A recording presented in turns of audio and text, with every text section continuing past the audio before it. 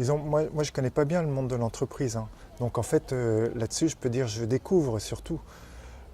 En tout cas, à partir des témoignages qu'il y a eu, notamment des personnes qui ont traversé des gros problèmes de santé, je trouve que enfin, c'est très intéressant parce que ça joue comme un révélateur quoi, de notre, disons, moi je dirais souvent de notre peur de regarder ça et de l'accueillir. Et du coup, avec des tas de phénomènes qui sont de l'ordre des petits ou grands mensonges, où on refuse de voir, disons, ou d'accueillir des personnes qui traversent des choses plus difficiles comme ça. Voilà. Et il me semble, mais que, disons, une entreprise humaine en général qui se construit sur ce type de déni ou de mensonge, ben, il y a quelque chose de faussé et que du coup, il y a quelque chose qui tourne pas rond, quoi, voilà, quand on est là-dedans. Et au contraire, je crois que, enfin, ce qu'on a entendu ce matin aussi, c'est aussi des expériences de personnes qui arrivent à vivre avec ça et qui sont accueillis par leurs collègues tels qu'ils sont.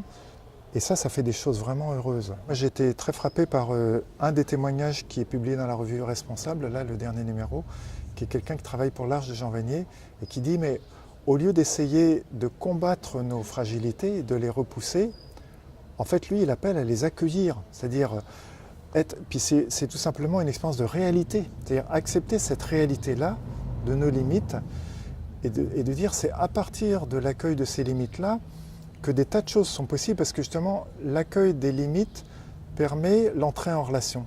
Quelqu'un qui serait sans limite, bah, il a besoin de personne finalement, parce qu'il est tout puissant, hein. Alors que quelqu'un qui reconnaît ses limites, c'est quelqu'un qui a besoin des autres. À partir de là, des tas de choses de l'ordre de la réciprocité, de l'échange sont possibles. Donc voilà, enfin, il me semble que c'est vraiment ce que j'ai entendu ce matin. Dans l'entreprise, dans toutes nos relations, il y a une combinaison d'alliances et de contrats, je pense, d'échanges calculés, on pourrait dire aussi. Et l'alliance, c'est la relation parce que c'est toi, qu'il n'y a pas d'autre parce que celui-là. Donc c'est un point d'appui extrêmement fort, hein. Alors dans l'entreprise, comment ça marche? Et si on se dit, mais où est l'alliance dans l'entreprise? Je crois que c'est difficile à isoler.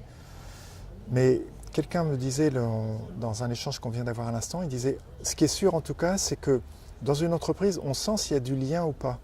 S'il n'y a pas de lien, tout risque de partir en morceaux et en poudre, disons. Et à ce moment-là, ce qui est sûr, c'est que l'entreprise ne pourra pas continuer.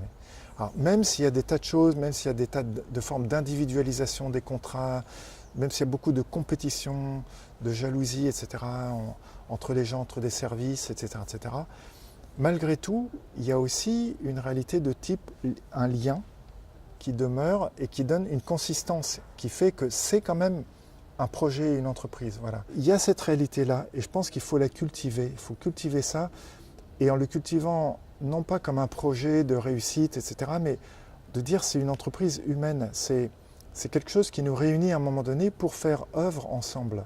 Et ça, c'est beau quand même, c'est pas rien. Voilà. Mais disons, on peut dire, le Christ déjà, comme personne qui s'est retrouvé, lui, qui s'est mis, qui a pris des risques au point de se retrouver dans la situation non seulement de fragilité, mais d'humiliation radicale à travers la croix. Et donc on a quand même cette figure-là qui nous est présentée dans les évangiles, et c'est de lui que la vie est donnée en surabondance, à travers disons, la force de la résurrection. Voilà.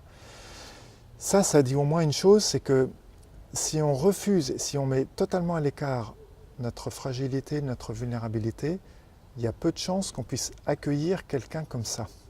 Et qu'on puisse accueillir la force extraordinaire qu'il apporte avec lui, qui est la force de la résurrection. Voilà, donc on peut dire, l'évangile, c'est une école pour reconnaître qu'à travers la vulnérabilité, il y a une vie bien plus forte qui est de l'ordre de la résurrection qui nous est offerte. Voilà.